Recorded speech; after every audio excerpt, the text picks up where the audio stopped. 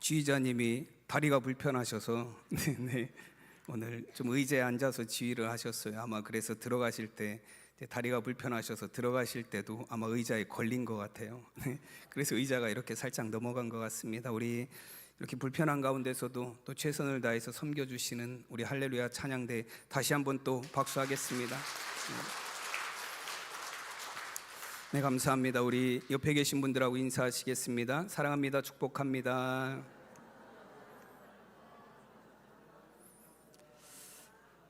네, 감사합니다. 우리 오늘 또 1월 셋째 주일 2부 예배 이렇게 하나님 앞에 나오신 우리 성도님들 가운데 하나님이 주시는 은혜가 충만한 시간이 되시기를 바랍니다. 제가 잠깐 이제 찬양대가 찬양할 때 그 유튜브로는 또 몇 분이 보고 계신가 이렇게 잠깐 봤어요. 그랬더니 한 12분 정도가 계시더라고요. 네, 유튜브를 통해서 예배하신 우리 성도님들 가운데도 하나님이 주신 은혜가 충만한 시간이 되시기를 바랍니다. 오늘은 저희가 창세기 39장 1절에서 6절까지 말씀을 함께 봉독했습니다. 말씀의 제목은 요셉의 형통입니다. 우리 다 함께 제목을 따라 하시겠습니다. 요셉의 형통.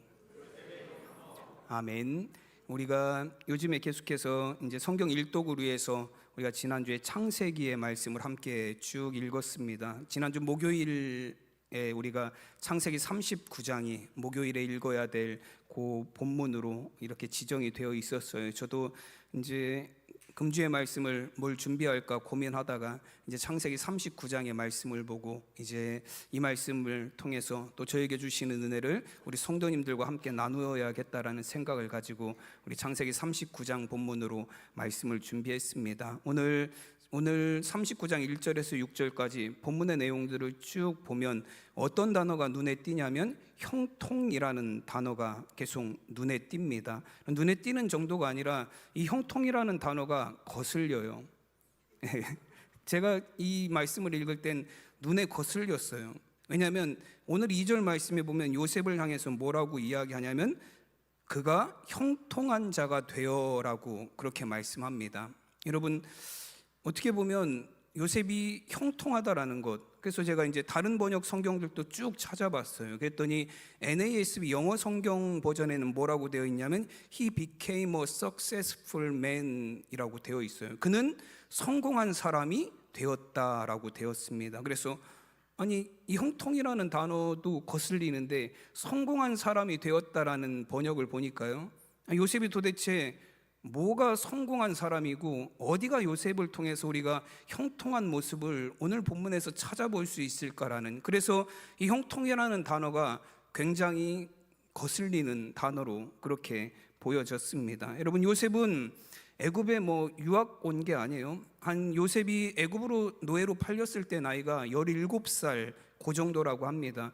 유학 온 것도 아니에요. 공부하러 온 것도 아니고 요셉은 애굽에 어떻게 오게 된 거냐면 형들에 의해서 팔려서 애굽의 노예로 오게 됐습니다. 여러분, 이 오늘 1절 말씀에서도 표현하기를 요셉이 이끌려 애굽으로 내려가매 바로의 친위 대장 애굽 사람 보디발이 그를 그리로 데려간 이스마엘 사람의 손에서 요셉을 산이라 말씀합니다. 요셉이 노예로 애굽으로 장사꾼들에 의해서 끌려와서 보디발의 집에 돈으로 팔린 신세가 되었습니다. 여러분, 요셉이 애굽까지 오게 된, 노예로 팔려오게 된 사건도 참 기구하죠.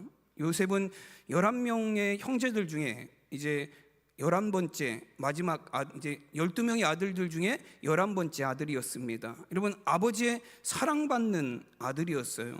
여러분, 근데 이 요셉의 형들은 요셉을 굉장히 미워했습니다. 창세기 37장에 보면 요셉의 형들이 요셉을 미워한다라는 표현이 자주 등장해요. 창세기 37장 4절 말씀에 보면 요셉이 형들이 요셉을 어떻게 미워하는지에 대한 말씀이 있어요. 그의 형들이 아버지가 형들보다 그를 더 사랑함을 보고 그를 미워하여 그에게 편안하게 말할 수 없었더라 말씀합니다. 아버지가 요셉을 편애하니까 형들이 요셉을 미워하기 시작했어요. 5절 말씀에서도 보시면 요셉이 꿈을 꾸고 자기 형들에게 말하며 그들이 그를 더욱 미워하였더라. 요셉이 하늘의 별과 달의 꿈, 그리고 집단들의 꿈을 형들에게 이야기해 주니까 형들이 요셉을 또 더 미워하기 시작했어요. 창세기 37장 8절 말씀에서도 보면 미워한다라는 구절이 한 번 더 나옵니다. 그의 형들이 그에게 이르되 내가 참으로 우리의 왕이 되겠느냐, 참으로 우리를 다스리겠느냐 하고 그의 꿈과 그의 말로 말미암아 그를 더욱 미워하니라고 말씀합니다. 미워하고 더욱 미워하고 더더욱 미워하는, 이런 요셉은 형들에게 엄청난 미움을 받았어요. 그래서 형들이 요셉을 어떻게 하려고 했죠? 처음에는 죽이려고 했어요. 형들이 밖에 나가서 들에 나가서 양을 칠 때 아버지의 명령에 따라서 요셉이 형들에게 줄 도시락을 갖고 형들을 찾아갔습니다. 근데 멀리서 요셉이 오는 걸 보고 형들이 계략을 꾸며요. 꿈꾸는 자가 오는도다, 우리가 그를 죽이자.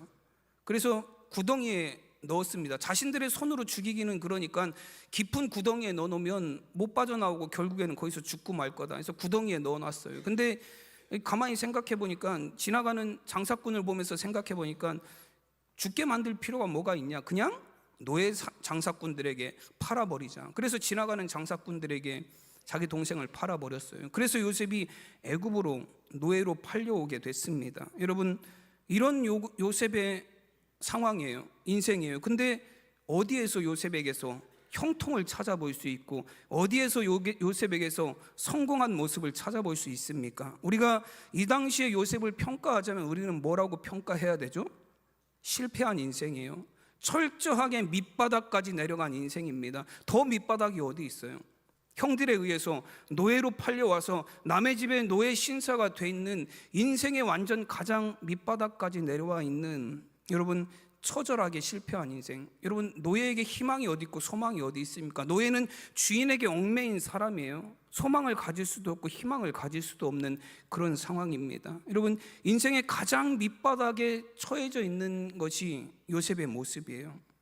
여러분, 근데 우리가 보기에는 정말로 실패한 것 같고 그가 형통과는 전혀 상관이 없는 것 같은데, 여러분, 성경에서는 그를 성공한 사람이라 말하고 그가 형통한 자가 되었다라고, 이제서야 그가 형통한 자가 되었다라고 말씀합니다. 아버지 집에 있을 때가 아니라 그가 노예로 팔려온 지금 이 순간이 형통한 자가 되었고 성공한 자가 되었다라고 말씀합니다. 여러분, 왜 성경에서는 우리가 보기에는 실패한 것 같고 완전히 밑바닥으로 떨어진 것 같은데 왜 성경에서는, 왜 하나님은 그를 성공한 자라고 말씀하시고 형통한 자라고 말씀하시는 것입니까? 기준이 다르기 때문에 그래요. 성공의 기준이, 형통의 기준이 세상이 생각하는 기준과 하나님이 보시는 성공의 기준이 다르기 때문에 그렇습니다. 성경적 기준과 세상적 기준이 다르다라는 거예요. 성공에 관한 기준이. 여러분, 세상에서는 성공이 무엇입니까? 성공이라는 말 자체는 목표한 것을 이루다라는 의미를 갖고 있어요. 내가 목표한 거, 내가 계획한 거, 내가 생각한 거, 내가 원하는 게 이루어지는 게 성공이에요. 그래서 좋은 대학에 가서 좋은 직장에 취직하고 좋은 많은 돈을 벌어서 좋은 집에 살고 좋은 차를 타고 좋은 음식을 먹고 내 가족들에게 좋은 걸 누리게 해주는 거, 이런 그게 세상에서는 성공이라고 말합니다. 여러분, 내가 목표하고 내가 목적하고 원하는 것을 이루는 게 성공이에요. 그래서 어떤 분들은 이런 물질적 풍요에서 성공을 찾지 않는 분들도 있어요. 어떤 분들은 내 마음이 편한 게 나는 내 인생의 목표다라고 생각하시는 분들도 있어요. 그래서 자연인들처럼 산에 들어가서 사시기도 해요. 그래서 산에 들어가서 사시는 분들한테 이렇게 인터뷰를 하잖아요. 저도 자연인을 자주 봅니다. 저는 들어가 살려고 그러면 못 살 것 같아요. 근데 이루어 가고 있는 거예요. 여러분, 요셉은 애굽의 노예로 팔려왔지만 그 노예의 자리에서도 하나님이 주신 꿈과 목표를 향해서 살아가는 삶이 되었습니다. 여러분, 하나님의 꿈과 목표는, 하나님이 요셉을 통해서 갖고 계신 하나님의 계획은 전혀 변함이 없어요. 여러분, 우리의 상황은 달라질 수도 있어요. 우리가 세상적인 기준으로 보면 우리는 성공했을 수도 있고 실패했을 수도 있습니다. 근데 여러분, 하나님의 기준으로 우리가 보게 될 때 우리의 성공은 어디에서 찾냐면 하나님의 뜻이 내 삶에 하나하나 이루어져 가고 있는가, 여러분, 그것이 하나님이 우리의 삶 가운데 주신, 여러분, 하나님의 자녀로서의 삶의 모습입니다. 여러분, 잠언서 16장 9절 말씀에 보면 사람이 자기 마음으로 자기의 길을 계획할지라도 그의 걸음을 인도하시는 이는 여호와시니라 말씀합니다. 여러분, 결국 이 잠언 16장 9절의 말씀은 어떤 의미를 갖고 있습니까? 내 계획대로 되는 것, 내 생각대로 이루어지는 것, 그것이 아니라는 거예요.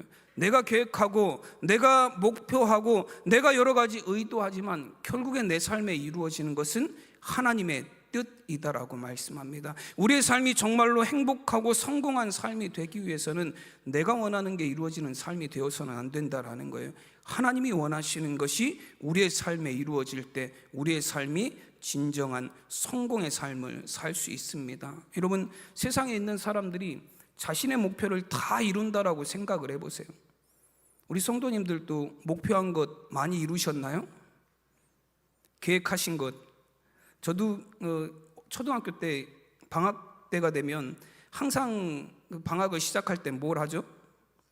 네, 시간표를 만들어요. 동그랗게 그려놓고, 그때는 6시에 기상, 7시까지 이빨 닦고 세수하고 운동하고 7시 반에 아침을 먹고 아침에 일어나서 잠깐 공부, 탐구생활 숙제하고 그리고 1시간 휴식, 그리고 나서 다시 탐구생활, 그리고 1시간 휴식, 그리고 점심 먹고 해서 하루 계획을 다 짜놔요. 근데 방학이 끝날 때쯤 가보면요, 단 하루도 계획대로 된 날이 없어요. 일기는 한 달 내내 안 써서 밀려있고, 탐구생활은 첫 번에 몇 번 하다가 나머지는 다 빈 페이지라서 친구 거 보고 베끼기에 바쁘고. 우리의 인생의 목표, 우리의 인생의 여러 가지 계획들 우리는 가지고 살아갑니다. 근데 여러분, 우리의 인생의 여러 가지 목표와 계획들이 이루어지는 것이 우리의 삶의 성공이 아니라, 여러분, 하나님이 보시기에 정말로 하나님의 자녀들이 성공한 삶, 형통한 삶을 살아간다는 것은 무엇을 의미하냐면 하나님의 뜻과 우리를 향하신 하나님의 계획과 목적이 이루어져 가는 것, 그것이 그리스도인들의 참된 형통의 삶입니다. 여러분, 예수님께서도 기도하실 때 보면, 겟세마네 동산에서 기도하실 때 보면 이런 기도를 하셨어요. 마태복음 26장 39절 말씀에 보면 십자가에 달리시기 전에 예수님께서 기도하셨습니다. 조금 나아가사 얼굴을 땅에 대시고 엎드려 기도하여 이르시되, 내 아버지여, 만일 할만하시거든 이 잔을 내게서 지나가게 하옵소서. 그러나 나의 원대로 마시옵고 아버지의 원대로 하옵소서 하시고. 아멘. 여러분, 예수님의 삶은 하나님 아버지의 뜻을 이루는 삶이었습니다. 예수님의 삶의 목적은 무엇이었냐면, 내가 원하는 것을 이루는 것이 나의 목적이 아니라 아버지 하나님의 뜻이 내 삶에 이루어지는 것, 아버지께서 원하시는 것이 내 삶에 이루어지는 것이 내 삶의 이유입니다라고 고백하셨습니다. 여러분, 실제로 요한복음 4장에 보면 예수님께서 사마리아 성을 지나가시다가 이제 식사 때가 되어서 제자들이 예수님께 물어요. 예수님, 식사하실 때가 됐습니다. 식사는 어떻게 할까요? 라고 물었어요. 그때 예수님께서 제자들에게 이렇게 대답하셨어요. 요한복음 4장 32절 말씀해 보시면, 이르시되 내게는 너희가 알지 못하는 먹을 양식이 있느니라 말씀하셨습니다. 제자들이 예수님에게, 예수님 식사 때가 됐는데 식사는 어떻게 하시죠? 그랬더니 예수님이, 나는 숨겨둔 양식이 있다, 그렇게 말씀하셨어요. 그 제자들이 뭐라고 그래서 서로 수근수근하면서 뭐라고 얘기하죠? 33절에 제자들이 서로 말하되, 누가 잡수실 것을 갖다 드렸는가 하니, 아니 누가 예수님에게 먹을 걸 줬냐? 예수님 그거 혼자 드시려고 숨겨두고 계신가? 그런 생각들을 했다라는 거예요. 그때 예수님께서 제자들, 수근수근하는 제자들을 향해서 이렇게 말씀하셨어요. 요한복음 4장 34절에 보시면 예수께서 이르시되, 나의 양식은 나를 보내신 이의 뜻을 행하며 그의 일을 온전히 이루는 이것이니라 말씀하셨습니다. 여러분, 이 메시지 성경에서는 나의 양식이라는 표현을 뭐라고 표현하냐면, 나를 살게 하는 음식은 나를 보내신 분의 뜻을 행하고 그분이 시작하신 일을 마무리하는 것이다, 그렇게 말씀하셨습니다. 나를 살게 하는 양식은, 나의 생명은 아버지 하나님의 뜻, 나를 이 땅에 보내신 하나님의 뜻을 이루는 것, 그리고 하나님의 목적을 온전히 성취하는 것, 그것이 나의 생명의, 나의 삶의 이유다라고 말씀하셨습니다. 여러분, 예수님은 그 일을 위해서 세상을 사셨습니다. 그 일을 위해서 십자가에서 죽으셨고, 아버지의 뜻을 이루시기 위해서, 하나님의 인류 구원의 계획을 위해서 그 십자가에서 자신의 모든 것을 내어주셨습니다. 여러분, 예수님이 십자가에 달리실 때 제자들이 다 떠났어요. 3년 반 동안 예수님을 따라다녔던 제자들, 어떤 제자는 죽기 전에는 나는 절대로 주님을 떠나지 않겠습니다라고 그렇게 고백했던 제자도 있었어요. 근데 죽지도 않았는데 예수님을 떠났어요. 여러분, 예수님을 다 버리고 제자들이 떠났습니다. 어떤 사람들은 십자가에 달리신 예수님을 보며 조롱하고 비웃었습니다. 네가 하나님의 아들이면 너를 먼저 구원해봐라. 너도 구원하지 못하면서 누구를 구원하겠다라고 말하는 것이냐며 예수님을 비웃었어요. 조롱했습니다. 어떤 사람들은 예수님에게 침도 뱉었고 예수님의 머리를 툭툭 치기도 했습니다. 여러분, 예수님의 십자가를 바라보며 사람들은 뭘 생각했냐면 철저한 실패를 생각했어요. 예수님의 십자가는 망했다라고 생각했습니다. 인류의 메시아 구원자라고 그들을 따랐던 사람들조차도 예수님이 십자가에서 죽으시는 모습을 보면서 우리가 믿었던 예수님은 끝이 났구나라고 예수님의 실패를 생각했습니다. 근데 예수님은 그 십자가에서 마지막으로 뭐라고 말씀하셨죠? 다 이루었다라고 말씀하셨어요. 뭘 이루었다라는 거죠? 하나님 아버지의 뜻을 이루었다라는 거예요. 내 뜻이 아니라, 내가 원하는 것이 아니라, 내 계획과 내 목표가 아니라 아버지 하나님께서 나에게 주신 그 계획, 아버지 하나님께서 나를 통해서 이루실 그 아버지 하나님의 뜻을 이 땅에 다 이루었다 말씀하셨습니다. 그 예수님의 십자가로 말미암아 하나님의 구원이 온 세상에 임하였습니다. 저와 여러분이 구원받았고 지금도 죄악 가운데 살아가는 수많은 사람들에게 구원의 길을 열어놓으셨습니다. 여러분, 이것이 예수님이 오셔서 이 땅에 이루신 아버지 하나님의 뜻이었습니다. 우리 사랑하는 성도들의 삶을 통해서도 여러분, 하나님의 뜻을 이루는 삶이 되시기를 간절히 축원합니다. 여러분, 세상 사람들이 보기에 우리는 성공하고는 거리가 멀 수 있어요. 요셉을 볼 때 사람들이 성공을 떠올리지 못했던 것처럼 성공하고는 거리가 먼 삶일 수도 있습니다. 그러나 여러분, 하나님 보시기에 우리의 삶은 성공한 삶이에요. 여러분, 하나님 보시기에 우리의 삶은 형통한 삶인 줄로 믿습니다. 왜냐하면 우리가 하나님의 뜻을 이루는, 하나님의 구원의 계획이 우리의 삶 가운데 이루어지는 그 삶을 살아가고 있기 때문에 그렇습니다. 여러분, 그 하나님의 구원을 향하여 한 걸음 한 걸음 나아가는 우리 성도님들이 되시기를 바랍니다. 여러분, 성공이라는 뜻, 이 형통이라는 의미, 찰라크라는 단어를 이제 사용해요. 히브리어로. 그 의미는 뭐냐면 앞으로 전진하다라는 의미를 갖고 있어요. 여러분, 내 앞에 고난이 없다라는 게 형통이 아닙니다. 내 앞에 아무런 장애물이 없다라는 게 형통이 아니에요. 내 앞에 아무런 어려움이 없는 게 형통이 아니라 정말로 형통은 뭐냐면 내 앞에 장애물을 건너서 전진하는 거예요. 내 앞에 고난과 어려움을 이겨내고 계속해서 앞으로 나아가는 것이 형통의 삶입니다. 여러분, 여호수아 1장에서 하나님께서 여호수아에게 말씀하시잖아요. 가나안의 7 족속이 전쟁을 하려고 기다리고 있는데 여호수아는 어떻게 해야 될지 알지 못해서 두려워하고 있는데 하나님 뭐라고 말씀하시죠? 두려워하지 말라. 강하고 담대하라. 내가 어디로 가든지 내가 너와 함께 하리라. 너를 형통하게 하리라 말씀하셨어요. 그 형통이 뭐냐면 앞으로 가게 하시겠다라는 거예요. 절대로 뒤로 물러서지 않고 앞으로 나아가서 그 가나안 땅을 차지하게 하시겠다라는 말씀이에요. 7 족속이 있지만, 전쟁이 기다리고 있지만, 고난이 그 앞에 다가오고 있지만 하나님이 함께 하심으로 앞으로 나아가게 하시는 형통의 은혜를 베풀어 주시겠다라고 말씀하셨습니다. 여러분, 하나님께서 요셉을 애굽에 보내신 이유가 무엇입니까? 여러분, 작게는 요셉의 가족을 구원하시기 위함이에요. 그러나 크게는, 궁극적으로는 아브라함에게 약속하신 대로 애굽이라는 요람을 통해서 이스라엘의 민족을 이루게 하시고 그 민족을 통해서 온 인류를 구원하실 예수 그리스도 메시아를 이 땅에 보내시고 온 세계와 열방에 구원의 소식을 전할 통로가 되게 하시기 위해서 요셉을 애굽으로 보내신 거예요. 하나님의 구원의 계획을 가지고 요셉을 애굽 땅에 보내셨습니다. 지금 비록 요셉이 노예의 신세로 있지만 요셉은 지금 뭐 하고 있는 거예요? 하나님의 구원의 계획을 위해서 한 걸음 한 걸음 앞으로 나아가고 있는 것입니다. 오늘 3절 말씀해 보시면 그의 주인이 여호와께서 그와 함께 하심을 보며 또 여호와께서 그의 범사에 형통하게 하심을 보았더라. 아멘. 여러분, 보디발이 보기에 요셉은 어떤 사람이에요? 하나님이 함께 하시는 사람이에요. 하나님이 함께 하셔서 형통하게 하는 사람이었습니다. 여러분, 원래는 보디발이 보기에 요셉은 어떤 사람이어야 돼요? 우리 집 노예예요.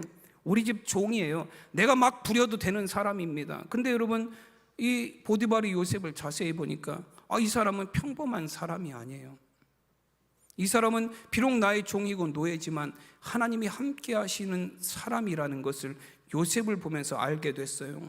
여러분, 보통 노예나 종들은 주인이 볼 때는 열심히 일하는 척하지만 보지 않으면 어떻죠? 그렇게 열심히까지는 안 해요. 뭐 성실하게 할 수는 있지만 최선을 다하진 않습니다. 왜 그렇죠? 내 일이 아니기 때문에 그래요. 이건 내가 열심히 하면 누가 돈을 많이 벌어요? 주인이 돈을 많이 벌어요. 나하고는 그렇게 크게 상관이 없기 때문에 성실하게 할 수는 있지만 정말로 내 일처럼 최선을 다해서 하는 경우는 그렇게 많지 않아요. 제가 신문 기사를 하나 봤는데요, 제목이 뭐냐면 이런 제목이에요. 자리를 비우니 5만 원짜리 요리해 먹는 알바생. 네, 이런 기사가 하나 떴더라고요. 어떤 기사냐면 이제 어떤 주인이 종업원을 2명 두고 있는데 식당에서 이제 주인이 항상 식당에 있을 수는 없었나 봐요. 그래서 식당 안에 CCTV가 설치되어 있고 이제 한참 바쁜 저녁 시간에 한 6시쯤에 이제 주인은 밖에 일이 있어서 나가서 식당이 어떻게 잘 되나 CCTV를 핸드폰으로도 이제는 볼 수 있잖아요. 그래서 식당 화면을 이렇게 띄워본 거예요. 근데 손님들은 자꾸 들어오는데 종업원 둘이 그 식당의 테이블에 앉아서 요리를 먹고 있더래요. 종업원 둘은, 손님들은 들어와서 주문 받고 음식 해주기를 이렇게 멀뚱멀뚱 기다리고 있는데 종업원들은, 손님들은 신경 안 쓰고 둘이 앉아서 그 식당에서 가장 비싼 5만 원짜리를 요리해서 둘이 먹고 앉아 있더래요. 그럼 그걸 보면서 주인이 얼마나 속이 터졌겠습니까? 여러분, 이게 우리가 노예가 된다는 것, 종이 된다는 것, 내가 주인의식을 갖지 못한다라는 건 그런 걸 의미하는 거예요. 여러분, 요셉은 노예 신세예요. 이런 주인이 보기에 요셉이라는 사람은 그냥 성실한 사람으로 볼 수는 있어요. 열심히 하는 사람으로 볼 수는 있습니다. 근데 주인이 보기에 요셉이 어떤 사람이에요? 그냥 열심히 하고 성실히 하는 사람이 아니라 하나님이 함께 하시는 사람이라고 그렇게 요셉을 평가했습니다. 왜 그래요? 요셉이 단순히 주인의식을 갖고 내 일처럼 열심히 하는 수준을 넘어서서 하나님이 나를 지켜보신다라는 마음을 갖고 그 일에서 최선을 다했기 때문에 그래요. 여러분, 요셉은 단순히 주인의 눈을 의식하고 사람의 눈을 의식하는 정도를 넘어서서 하나님의 눈을 의식하며 살아가는 사람이었습니다. 여러분, 그런 사람이었기에 이 요셉을 볼 때, 보디발이 볼 땐 하나님이 함께 하시는 사람이에요. 요셉이 항상 하나님을 의식하는 삶을 살았기 때문에 그렇습니다. 그건 뭘 의미하는 거예요? 내가 비록 노예지만, 내가 비록 이 집에서 종살이하는 사람이지만, 내가 비록 이 집에서 허드렛 일을 하는 사람이지만 이 일을 주신 분은 누구시다라는 거예요? 하나님이시다라는 거예요.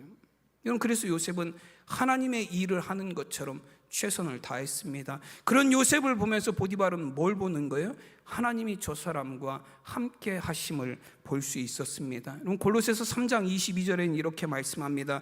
종들아, 모든 일에 육신의 상전들에게 순종하되 사람을 기쁘게 하는 자와 같이 눈가림만 하지 말고 오직 주를 두려워하여 성실한 마음으로 하라 말씀합니다. 어떻게 일하라고요? 사람의 눈을 기쁘게 하는, 사람을 기쁘게 하는, 눈가림만 하는 사람이 아니라 하나님을 경외하는 자가 되라.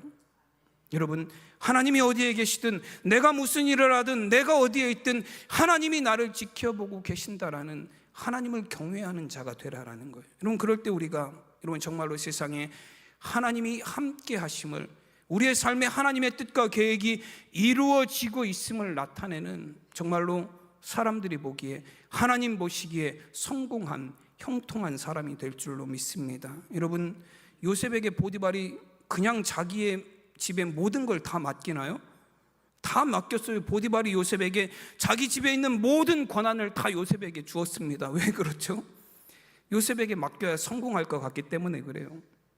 요셉이 하나님이 함께 하시는 정말로 형통한 사람이기 때문에 그에게 모든 걸 다 맡길 수 있었습니다. 여러분, 성공한 삶이란, 형통한 삶이란, 여러분, 나에게 주신 하나님의 뜻과 하나님의 계획을 이루기 위해서 한 걸음 한 걸음 전진하는 삶이 성공한 삶이에요. 여러분, 지금 나의 모습이 아니에요.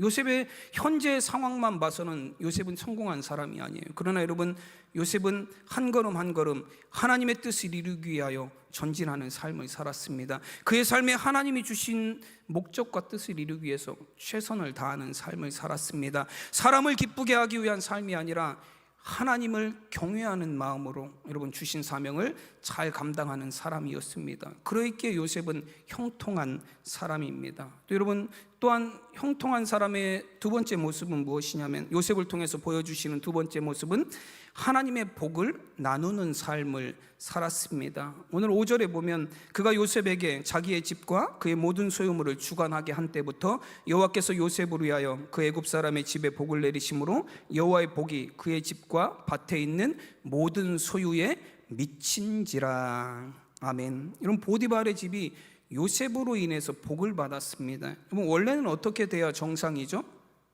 보디발 때문에 요셉이 복을 받아야죠. 원래 그런 거 아닌가요? 여러분, 보디발은 굉장히 높은 사람, 애굽의 군대 장관이에요. 여러분, 요셉은 그 집에 종으로 팔려온 사람입니다. 어디서 복이 흘러나와야 돼요? 여기서 복이 흘러나와서 요셉에게로 가는 게 맞죠. 높은 자리에서 낮은 곳으로 복이 흘러내려가는 게 맞아요. 근데 여러분, 지금 이 보디발의 집은 상황이 어떻게 됐어요? 요셉에게서 흘러내려가서 보디발의 집에게로 하나님의 복이 내려갑니다. 어떤 사람이 성공한 사람이에요? 보디발인가요? 요셉이에요. 여러분, 요셉을 통해서 하나님의 복이 보디발의 집으로 흘러 들어갔습니다. 여러분, 정말 하나님의 복이 우리의 삶 가운데 우리 주변에 있는 사람들에게 나누어지고 흘러가는 삶이 될 때 우리가 정말 형통하고 성공한 삶을 살아가고 있다는 것입니다. 여러분, 하나님께서 아브라함을 부르시고 창세기 12장에서 보면 아브라함을 부르시고 가나안으로 가라고 말씀하셨어요. 내가 지시하는 땅으로 가라 말씀하셨습니다. 그때 하나님께서 아브라함에게 주신 약속이 있어요. 창세기 12장 2절 말씀에 보면 내가 너로 큰 민족을 이루고 내게 복을 주어 내 이름을 창대하게 하리니 너는 복이 될지라 말씀하셨습니다. 공동 번역에서는 이게 조금 더 분명하게 번역이 되어 있어요. 나는 너를 큰 민족이 되게 하리라. 너에게 복을 주어 내 이름을 떨치게 하리라. 내 이름은 남에게 복을 끼쳐 주는 이름이 될 것이다 말씀하셨습니다. 하나님께서 아브라함에게 주신 약속이 뭐냐면 내가 너의 이름을 복되게 할 것이다. 그리고 내 이름을 통해서 세상의 모든 사람들이 하나님의 복을 함께 누리게 될 것이다. 너의 이름은 세상 사람들에게 복을 끼치는 이름이 될 것이다 말씀하셨습니다. 여러분, 그리스도인이라는 이름은, 하나님의 백성이라는 이름은, 우리가 하나님을 믿는다라는 하나님의 백성이라는 이 이름은 세상에 복을 끼치는 이름이에요. 여러분, 아브라함이 그 이름을 통해서 세상 모든 민족에게 하나님의 구원의 복을 전하였던 것처럼, 여러분, 요셉이 요셉을 통해서 요셉의 가족뿐만 아니라 여러분 애굽 전역에 하나님의 복을 나누는 사람이 되었던 것처럼, 여러분, 이 땅에 하나님의 자녀로 그리스도인으로 살아가는 우리의 삶을 통해서도 하나님의 복이 우리 주변에, 우리의 가정에, 우리가 살아가는 삶의 자리에, 우리가 만나는 모든 사람들에게 나누어지는 참된 형통의 삶을 살아가는 우리 성도님들이 되시기를 간절히 축원합니다. 그러면 성공한 사람은 어떤 사람이에요? 내가 성공하고 받은 복을 나누어 주는 사람이에요. 여러분, 우리가 성공하고 복받은 그 덕을 우리 주변 사람들에게 베풀 줄 아는 사람들이 정말로 성공한 사람이에요. 그래서 예수님께서도 천국에 관한 말씀을 하시면서 뭐라고 말씀하시냐면 겨자씨와 같다라고 말씀하셨어요. 모든 씨앗 중에 작은 씨앗이지만 심겨지면 자라서 풀보다 커져서 나무가 돼서 많은 새들이 그 나무에 깃들이게 되느니라. 작은 것이지만 그 작은 것이 자라서 많은 새들이 그 안에서 덕을 보게 되는, 여러분, 그것이 바로 천국이다라고 말씀하셨습니다. 여러분, 우리가 천국의 삶을 살아갑니다. 우리가 하나님의 천국의 삶을, 천국의 복을 누리며 산다라는 걸 무엇을 의미하냐면 우리가 누리는 그 천국을 통해 우리 주변에 있는 많은 사람들에게 그 천국의 복을 함께 나누는 삶을 산다라는 걸 의미합니다. 제가 한 글을 하나 읽었어요. 근데 그 글에 이런 내용이 있었습니다. 책에 보니까 서울 법대 교수님 중에 어떤 교회 집사님이 계시대요. 이름은 안 밝히셨더라고요. 그 집사님이 그 법대생들에게 강의를 하시면서 이런 얘기를 하셨어요. 그대로 읽어드리면 이래요. 세상 사람들이 왜 머리 좋고 똑똑한 사람들을 좋아하는지 아는가? 우리 동네, 우리 교회, 우리 친척 중에 똑똑한 사람이 있으면 왜 그를 자랑하고 높여주는 줄 아는가? 그렇죠? 여러분, 서울대 들어가면 보통 뭐 하죠? 플랜카드 하나씩 걸어 놓잖아요. 뭐 높은 직위가 되면 뭐 5급 되고 4급 되고, 높은 직위가 되면 뭐 장군이 되고 뭐가 되면 다 플랜카드, 막 몇 회 졸업생 누구 어디 교회 출신 누구네 집 아들 누구 하면서 막 자랑하잖아요. 왜 자랑하고 좋아하는 줄 아는가? 그 사람의 덕을 보기 때문이다.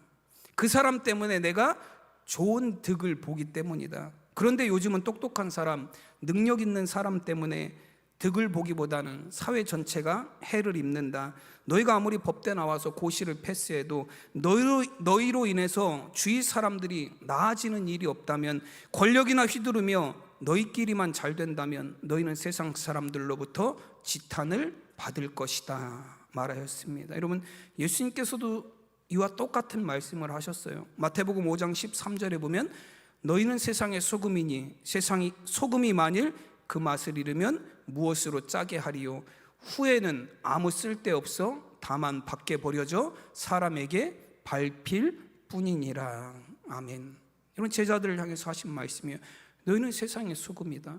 근데 소금이 그 맛을 잃어버리면, 너희가 세상의 소금인데 소금이 그 맛을 잃어버려서 썩어져가는 이 세상에 아무런 영향력을 발휘하지 못한다면 맛없는 소금 어디다 갖다 쓰겠느냐? 밖에 버려서 그냥 밟히기밖에 더하겠느냐라고 말씀하셨어요. 여러분, 우리는 그리스도인들입니다. 하나님의 구원의 복을 누리는 사람들입니다. 하나님께서 우리에게 주신 복을 세상에 나누는 그리스도인들이 되시길 바랍니다. 여러분, 세상 사람들은 자신들이 목표한 것을 이루는 것이 성공이라고 말하지만, 여러분, 우리 그리스도인들의 성공은 무엇입니까? 하나님의 구원의 계획이 우리의 삶 가운데 이루어지는 거예요. 그리고 우리의 삶을 통해서 누리는 그 하나님의 구원의 복을 세상에 나누며 살아가는 것, 그것이 참된 형통의 삶이고 복된 삶인 줄로 믿습니다. 여러분, 세상의 빛과 소금이 되시기 바랍니다. 하나님께서 우리를 향하신 그 계획과 뜻을 세상 가운데 이루는 삶이 되어서 여러분, 형통하고 성공한 삶을 통해 세상에 하나님의 구원을 나누는 삶이 되시기를 간절히 축원합니다. 기도하겠습니다. 하나님의 은혜와 사랑을 감사드립니다. 하나님, 요셉의 인생을 통해서 우리가 하나님이 보시기에 성공과 형통에 관한 말씀을 듣게 하시니 감사합니다. 하나님, 내 뜻과 내 계획과 내 목표가 이루어지는 것이 아니라 하나님의 구원의 계획이 우리의 삶 가운데 이루어지는 것, 그것이 참된 성공이고 형통인 줄로 믿습니다. 하나님, 부르심을 받은 하나님의 자녀들, 하나님의 뜻을 이루는 삶이 되게 하여 주시옵소서. 하나님의 구원의 계획이 우리의 삶 가운데 이루어지는 삶이 되게 하여 주시옵소서. 하나님, 구원받은 우리 사랑하는 성도들을 통하여 세상에 하나님의 구원의 복이 나누어지고 전하여지는 귀한 통로가 되게 하여 주시옵소서. 감사하며 우리 주 예수 그리스도의 이름으로 기도드리옵나이다. 아멘.